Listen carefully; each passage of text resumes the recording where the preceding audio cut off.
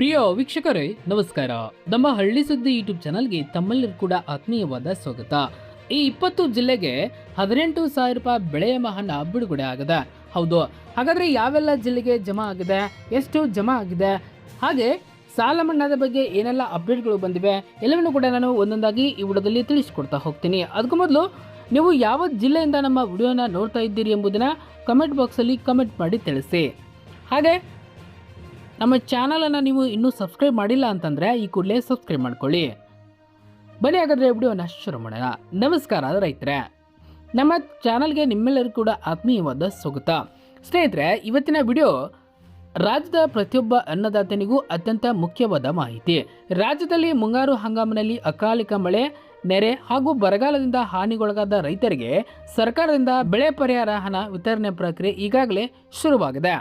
ಆದರೆ ರಾಜ್ಯದಲ್ಲಿ ಸುಮಾರು 14.25 ಲಕ್ಷಕ್ಕೂ ಅಧಿಕ ರೈತರ ಪಟ್ಟಿ ಅಂತಿಮಗೊಂಡಿದ್ದರೂ ಇವತ್ತಿಗೂ ಕೂಡ ಲಕ್ಷಾಂತರ ರೈತರ ಬ್ಯಾಂಕ್ ಖಾತೆಗಳಿಗೆ ಒಂದೇ ರೂಪಾಯಿ ಕೂಡ ಜಮಾ ಆಗಿಲ್ಲ.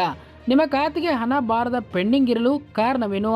ನೀವು ರೈತ ಸಂಪರ್ಕ ಕೇಂದ್ರದಲ್ಲಿ ತಕ್ಷಣ ಮಾಡಬೇಕಾದ ಆ 3 ಪ್ರಮುಖ ಕೆಲಸಗಳು ಏನು?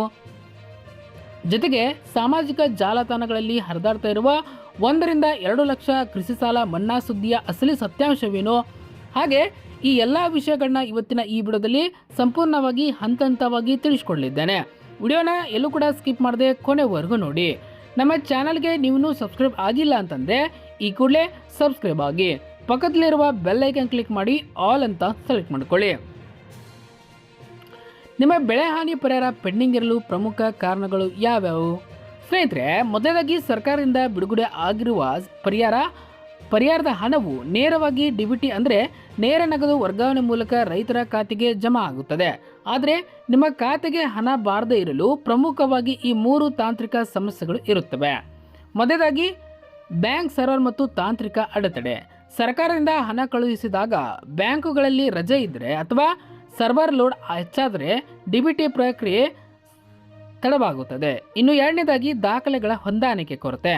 ನಿಮ್ಮ ಆಧಾರ್ ಕಾರ್ಡ್ನಲ್ಲಿರುವ ಹೆಸರು, ಬ್ಯಾಂಕ್ ಪಾಸ್ಬುಕ್ನಲ್ಲಿರುವ ಹೆಸರು ಮತ್ತು ಪಹಣಿಯಲ್ಲಿರುವ ಹೆಸರಿನಲ್ಲಿ ಒಂದೇ ಅಕ್ಷರ ವ್ಯತ್ಯಾಸವಿದ್ದರೂ ಆಟೋಮೆಟಿಕ್ ಆಗಿ ಸಿಂಪಲ್ ಆಗಿ ಹಣ ರಿಜೆಕ್ಟ್ ಆಗುತ್ತೆ.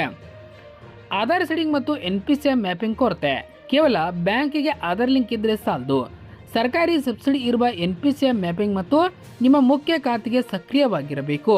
ರೈತರು ತಕ್ಷಣ ಮಾಡಬೇಕಾದ 4 ತುರ್ತು ಕೆಲಸಗಳು ಏನು? ಸ್ನೇಹಿತರೆ, ನಿಮ್ಮ ಪೆಂಡಿಂಗ್ ಅನ್ನು ತಕ್ಷಣ ಬಿಡುಗಡೆ ಆಗಬೇಕಾದ್ರೆ ನೀವು ಈ 4 ಕೆಲಸಗಳನ್ನ ಕಡ್ಡಾಯವಾಗಿ ಮಾಡಲೇಬೇಕು. ಮೊದಲನೇದಾಗಿ ರೈತ ಸಂಪರ್ಕ ಕೇಂದ್ರಕ್ಕೆ ಭೇಟಿ ನೀಡಬೇಕು. ನಿಮ್ಮ ತಾಲೂಕು ಅಥವಾ ಹೋಬಳಿ ಮಟ್ಟದ ರೈತ ಸಂಪರ್ಕ ಕೇಂದ್ರಕ್ಕೆ ತೆರಳಿ ಕೃಷಿ ಅಧಿಕಾರಿಗಳ ಬಳಿ ನಿಮ್ಮ FID ಅಥವಾ ಆಧಾರ್ ಸಂಖ್ಯೆ ನೀಡಿ ಸ್ಟೇಟಸ್ ಅನ್ನು ಚೆಕ್ ಮಾಡಿಸಿ. ಇನ್ನು ಎರಡನೇದಾಗಿ ಫ್ರೂಟ್ ಐಡಿ ಪರಿಶೀಲನೆ. ಕರ್ನಾಟಕ ಸರ್ಕಾರದ ಫ್ರೂಟ್ ಪೋರ್ಟಲ್ನಲ್ಲಿ ನಿಮ್ಮ ಜಮೀನಿನ ಎಲ್ಲ ಸರ್ವೆ ನಂಬರ್ಗಳು ನಿಮ್ಮ ಹೆಸರಿನೊಂದಿಗೆ ಸರಿಯಾಗಿ ಮ್ಯಾಪಿಂಗ್ ಆಗಿವೆಯಾ ಎಂದು ದೃಢಪಡಿಸಿಕೊಳ್ಳಿ. ಇನ್ನು ಮೂರನೇದಾಗಿ ಅಗತ್ಯ ದಾಖಲೆಗಳ ಸಲ್ಲಿಕೆ.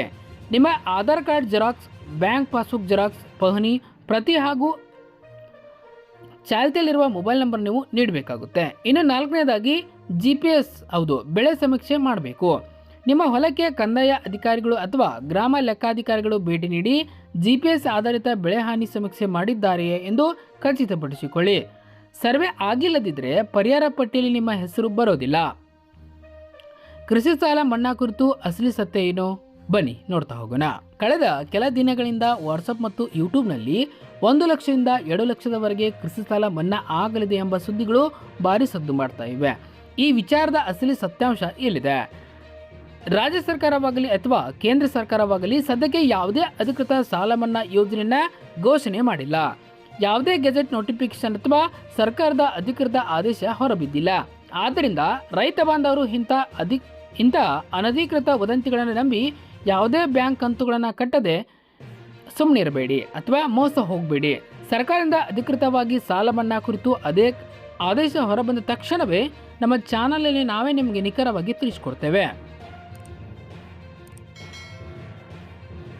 ಸ್ನೇಹಿತರೆ, ಸರ್ಕಾರದ ಪರಿಹಾರ ಹಣವು ಹಂತ ಹಂತವಾಗಿ ಎಲ್ಲ ಜಿಲ್ಲೆಗಳಿಗೂ ಬಿಡುಗಡೆ ಆಗೋದ್ರಿಂದ ನಿಮ್ಮ ಜಿಲ್ಲೆಯ ನಿಮ್ಮ ಎಲ್ಲ ದಾಖಲಾತಿಗಳನ್ನ ಸರಿಯಾಗಿದ್ದರೆ ಹಣ ಖಂಡಿತ ನಿಮ್ಮ ಬ್ಯಾಂಕ್ ಖಾತೆಗೆ ಬರುತ್ತೆ. ಯಾರು ಆತಂಕ ಪಡುವ ಅಗತ್ಯವಿಲ್ಲ. ನಿಮ್ಮ ಊರಿನಲ್ಲಿ ಅಥವಾ ಅಕ್ಕಪಕ್ಕದಲ್ಲೇ ರೈತರು ಇನ್ನೂ ಕೂಡ ಮಾಹಿತಿ ತಿಳಿದಿಲ್ಲದಿದ್ದರೆ ತಕ್ಷಣ ಅವರಿಗೆ ಈ ವಿಡಿಯೋನ ಶೇರ್ ಮಾಡಿ. ಇನ್ನು ಸ್ನೇಹಿತರೆ, ಅನೇಕ ರೈತರಿಗೆ ಇನ್ನೂ ಕೂಡ ಒಂದು ದೊಡ್ಡ ಗೊಂದಲವಿದೆ. ಬೆಳೆ ವಿಮಾ ಬೇರೆನಾ ಅಥವಾ ಬೆಳೆ ಹಾನಿ ಬೇರೆನಾ ಅಂತ ಎರಡರ ನಡುವೆ ವ್ಯತ್ಯಾಸವನ್ನು ಕೇಳ್ತಾ ಇದ್ದಾರೆ. ಹೌದು, ಅದರ ಬಗ್ಗೆ ಇಲ್ಲಿ ತಿಳಿಸ್ಕೊಡ್ತೇನೆ. ಬೆಳೆ ಹಾನಿ ಪರಿಹಾರ ಇದು ನೀವು ಯಾವುದೇ ಪ್ರೀಮಿಯಂ ಹಣ ಕಟ್ಟದಿದ್ದರೂ ಪ್ರಕೃತಿ ವಿಕೋಪದಿಂದ ಅಂದರೆ ಬರ, ಅತಿವೃಷ್ಟಿ, ಪ್ರವಾಹ, ಬೆಳೆ ನಷ್ಟವಾದಾಗ ಸರ್ಕಾರವೇ ನೇರವಾಗಿ ತನ್ನ ವಿಪತ್ತು ಪರಿಹಾರ ನಿಧಿಯಿಂದ ನೀಡುವ ಆರ್ಥಿಕ ನೆರವಾಗಿದೆ. ಇದಕ್ಕೆ ಫ್ರೂಟ್ ಐಡಿ ಮತ್ತು ಜಂಟಿ ಸಮೀಕ್ಷೆ ಆಧಾರ್ ಬೇಕಾಗುತ್ತದೆ. ಇನ್ನು ಪ್ರಧಾನಮಂತ್ರಿ ಫಸಲ್ ಬಿಮಾ ಯೋಜನೆ ಅಂದರೆ ಇದು ನೀವು ಬ್ಯಾಂಕ್ ಅಥವಾ CSC ಕೇಂದ್ರದಲ್ಲಿ ಮುಂಗಡವಾಗಿ ಪ್ರೀಮಿಯಂ ಹಣ ಕಟ್ಟಿ ನೋಂದಾಯಿಸಿಕೊಂಡಿರುವ ಬೆಳೆ ವಿಮಾ ಕಂಪನಿಗಳು ಕಟಾವು ಪ್ರಯೋಗ ನಡೆಸಿ ಇಳುವರಿ ನಷ್ಟದ ಆಧಾರದ ಮೇಲೆ ಕ್ಲೈಮ್ ಮೊತ್ತವನ್ನು ಬಿಡುಗಡೆ ಮಾಡುತ್ತದೆ. ಹಾಗಾಗಿ ನಿಮಗೆ ಸರ್ಕಾರದ ಪರಿಹಾರದ ಹಣ ಬಂದಿದ್ದರೂ ನೀವು ಬೆಳೆ ವಿಮಾ ಮಾಡಿಸಿದ್ರೆ ವಿಮಾ ಕಂಪನಿಯಿಂದ ಪ್ರತ್ಯೇಕವಾಗಿ ವಿಮಾ ನಷ್ಟ ಪರಿಹಾರ ಹಣವು ನಿಮ್ಮ ಖಾತೆಗೆ ಜಮಾ ಆಗುತ್ತದೆ. ಒಂದೇ ಜಮೀನಿಗೆ 2 ಸೌಲಭ್ಯಗಳನ್ನು ಪಡೆಯಲು ನಿಯಮಾವಳಿಗಳಲ್ಲಿ ಅವಕಾಶವಿದೆ. ಇನ್ನು ಆನ್ಲೈನಲ್ಲಿ ಹೆಸರು ರಿಜೆಕ್ಟ್ ಆಗಿದ್ದರೆ ಏನು ಮಾಡಬೇಕು? ಆಕ್ಷೇಪಣೆ ಸಲ್ಲಿಸುವುದು ಹೇಗೆ? ಹೌದು ಸ್ನೇಹಿತರೆ, ಒಂದು ವೇಳೆ ನೀವು ಪರಿಹಾರ ಪೋರ್ಟಲ್ನಲ್ಲಿ ಸ್ಟೇಟಸ್ ಚೆಕ್ ಮಾಡಿದಾಗ ರಿಜೆಕ್ಟ್ ಅಥವಾ ಸರ್ವೆ ನಾಟ್ ಫೌಂಡ್ ಎಂದು ಬಂದರೆ ಗಾಬರಿ ಆಗಬೇಡಿ. ಅದಕ್ಕೆ ಪರಿಹಾರ ಇಲ್ಲಿದೆ. ಗ್ರಾಮ ಮಟ್ಟದ ಆಕ್ಷೇಪಣೆ. ಬೆಳೆ ಹಾನಿ ಸಮೀಕ್ಷೆ ಪಟ್ಟಿಯನ್ನು ಪ್ರತಿ ಗ್ರಾಮ ಪಂಚಾಯಿತಿ ಮತ್ತು ರೈತ ಸಂಪರ್ಕ ಕೇಂದ್ರದ ನೋಟಿಸ್ ಬೋರ್ಡ್ನಲ್ಲಿ ಪ್ರಕಟಿಸಲಾಗುತ್ತದೆ. ನಿಮ್ಮ ಹೆಸರು ಬಿಟ್ಟು ಹೋಗಿದ್ರೆ ತಕ್ಷಣ ಗ್ರಾಮ ಲೆಕ್ಕಾಧಿಕಾರಿಗಳಿಗೆ ಲಿಖಿತ ಆಕ್ಷೇಪಣೆ ಅರ್ಜಿ ಸಲ್ಲಿಸಬೇಕು. ಇನ್ನು ನಿಮ್ಮ ಹೊಲದ ಪಹಣಿ, ಬೆಳೆ ವಿವರ ಮತ್ತು ನಷ್ಟದ ಫೋಟೋ ಲಗತ್ತಿಸಿ ಮರು ಸಮೀಕ್ಷೆಗೆ ಮನವಿ ಮಾಡಿದರೆ ಕಂದಾಯ ವೀಕ್ಷಕರು ಸ್ಥಳಕ್ಕೆ ಭೇಟಿ ನೀಡಿ ಫೋಟೋನಲ್ಲಿ ಅಪ್ಡೇಟ್ ಮಾಡುತ್ತಾರೆ. ಇನ್ನು ಸಹಾಯವಾಣಿ ಸಂಪರ್ಕ. ಕರ್ನಾಟಕ ಸರ್ಕಾರದ ಪರಿಹಾರ ಸಹಾಯವಾಣಿ ಸಂಖ್ಯೆ ಆದಂಥ 1902 ಅಥವಾ ಕೃಷಿ ಇಲಾಖೆ ಉಚಿತ ಸಹಾಯವಾಣಿ ನಂಬರ್ ಆದ 1800-425-3553ಗೆ ಕರೆ ಮಾಡಿ ನಿಮ್ಮ ದೂರನ್ನು ನೀವು ಅಲ್ಲಿ ದಾಖಲಿಸಿ ಟೋಕನ್ ನಂಬರ್ ಪಡೆಯಬಹುದು. ಇನ್ನು ಮುಂದಿನ ದಿನಗಳಲ್ಲಿ ಹಿಂಗಾರು ಹಂಗಾಮು ಆರಂಭವಾಗಲಿದ್ದು ರೈತರು ಈಗಿನಿಂದಲೇ ಎಚ್ಚರಿಕೆ ವಹಿಸಬೇಕು. ಮುಂಗಾರಿನಲ್ಲಿ ಈ ತಪ್ಪುಗಳನ್ನ ಈಗಾಗಲೇ ಮಾಡಿದರೆ ಅದನ್ನು ಒಂದು ಸರಿಪಡಿಸಿಕೊಳ್ಳಿ. ನಿಮ್ಮ ಪಹಣಿಯಲ್ಲಿ ಹಿಂಗಾರು ಬೆಳೆಗಳನ್ನು ಜೋಳ, ಗೋಧಿ, ಸೂರ್ಯಕಾಂತಿ ಮುಂತಾದವು ಬೆಳೆ ಸಮೀಕ್ಷೆ ಆ್ಯಪ್ ಮೂಲಕ ನೀವು ಸ್ವತಃ GPS ಫೋಟೋ ತೆಗೆದು ಅಪ್ಲೋಡ್ ಮಾಡಿ. ಬಿತ್ತನೆ ಮಾಡಿ 15ರಿಂದ 30 ದಿನಗಳ ಒಳಗೆ ಬೆಳೆ ಸಮೀಕ್ಷೆ ದಾಖಲಿಸಿದರೆ ಮಾತ್ರ ಮುಂದಿನ ದಿನಗಳಲ್ಲಿ ಯಾವುದೇ ನಷ್ಟ ಸಂಭವಿಸಿದರೂ ನೇರವಾಗಿ ಸರ್ಕಾರದ ಪರಿಹಾರ ಮತ್ತು ವಿಮಾ ಸಿಗಲು ಸುಲಭವಾಗುತ್ತದೆ. ಸ್ನೇಹಿತರೆ, ಇವತ್ತಿನ ವಿಡಿಯೋದಲ್ಲಿ ನಾವು ಬೆಳೆ ಪರಿಹಾರ ಪೆಂಡಿಂಗ್ ಹಣ, FID ಅಪ್ಡೇಟ್, KYC, ಬೆಳೆ ವಿಮಾ ಮತ್ತು ಪರಿಹಾರದ ನಡುವಿನ ವ್ಯತ್ಯಾಸಗಳ ಬಗ್ಗೆ ಸಂಪೂರ್ಣ ಮಾಹಿತಿಯನ್ನು ತಿಳಿಸಿಕೊಟ್ಟಿದ್ದೇವೆ.